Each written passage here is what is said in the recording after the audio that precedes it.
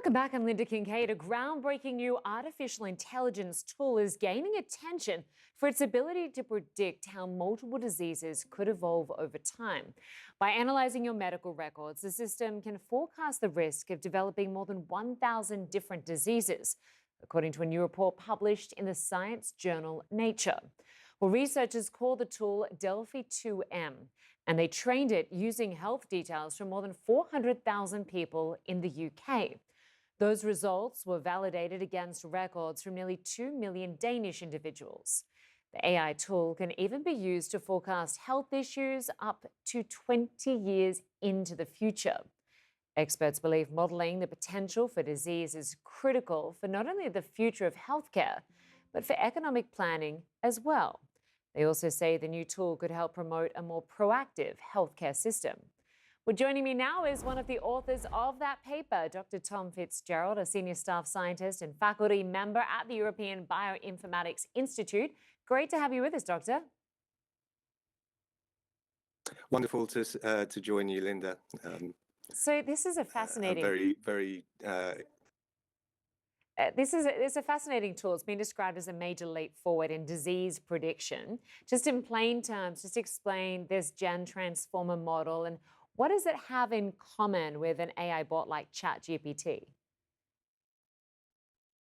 Yeah, it's a great question. So along with, our team at EBI, along with colleagues from DKFZ in Germany, have made some real innovations in generative transformer models, which allows us to model health in a way where we can include the likely disease timing across large populations.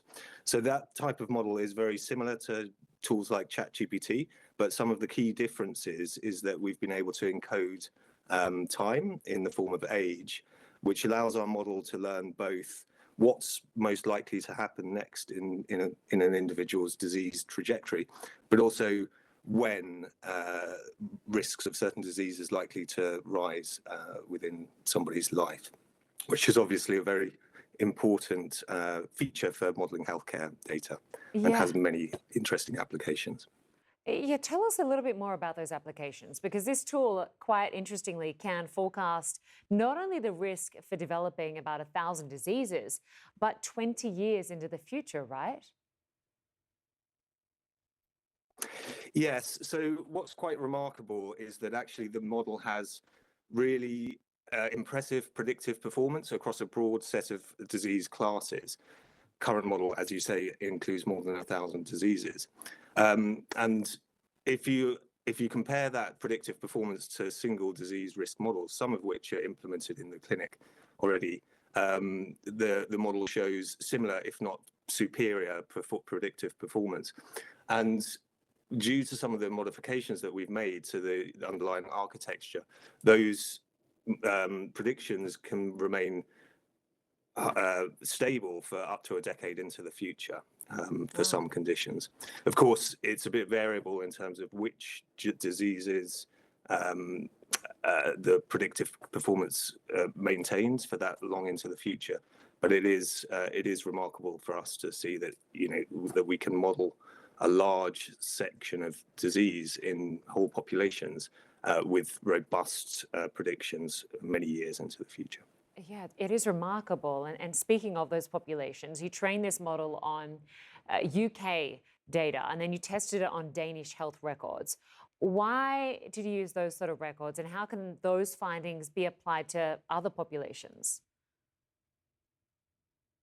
Yeah, so we trained our model in the UK Biobank, which is a population research cohort, which contains a lot of linked information, genetics, biomarker data, but also health records.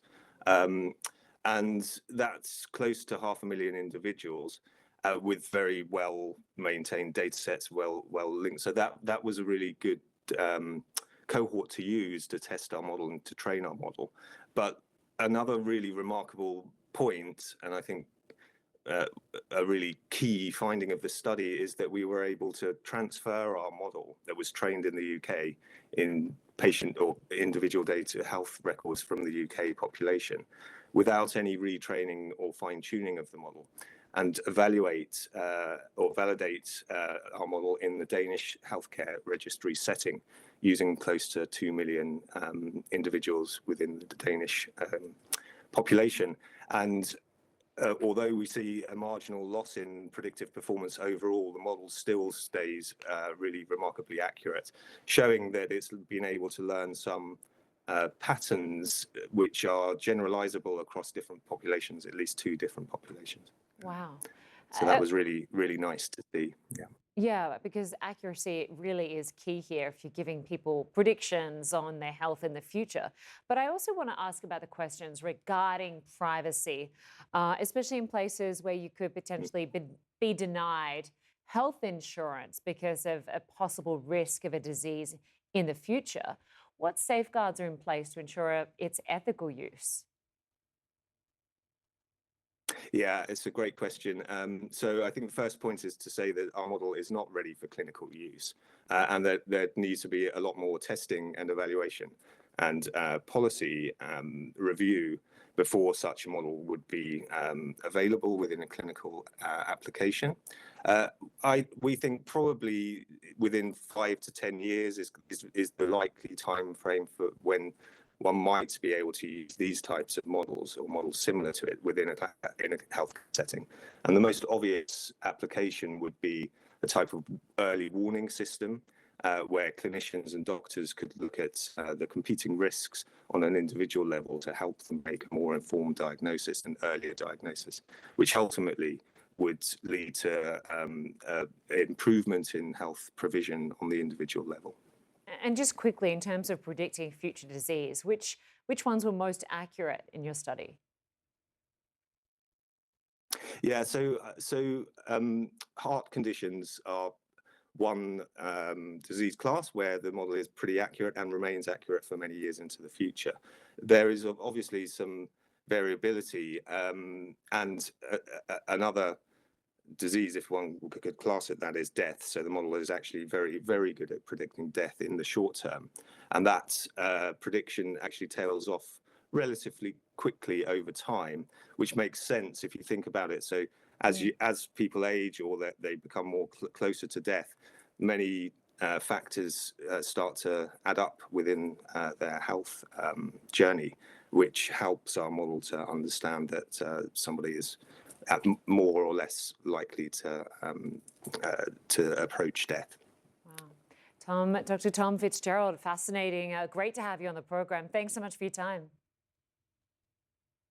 Thank you. It's a pleasure.